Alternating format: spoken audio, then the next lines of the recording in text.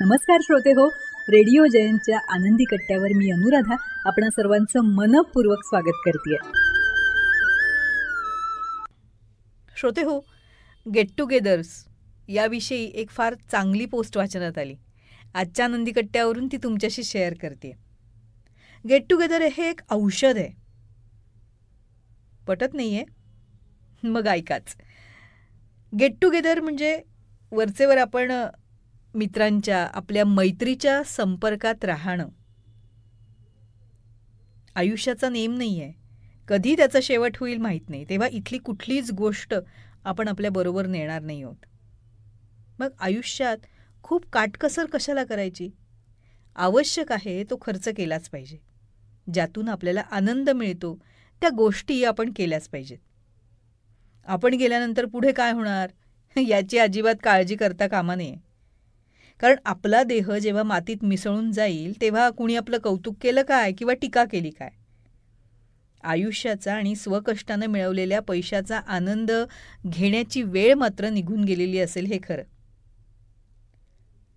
मुलं असतील तर मुलांची खूप काळजी करण्याची गरज नाही. त्यांना स्वतःचे मार्ग निवडू द्यायला हवेत. स्वतःचं भविष्य त्यांना घडू द्यायला हवं. त्यांच्या इच्छा आकांक्षाचे, स्वप्नाचे आपण गुलाम होता कामा नये. मुलांवर प्रेम करावं, त्यांची काळजी घ्यावी, त्यांना भेटवस्तूही द्याव्यात, पण त्यांच्याकडनं अपेक्षा मात्र माफक ठेवाव्यात.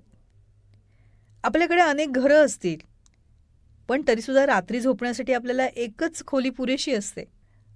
म्हणूनच संपत्ती मिळवण्याच्या मागे आपण हे असे गेट टुगेदर्स मिस करता कामा नये.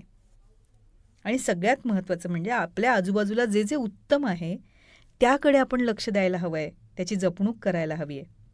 आणि हो, मित्रमैत्रिणी नसतील तर आपण एकटे पडू, एकाकी हो.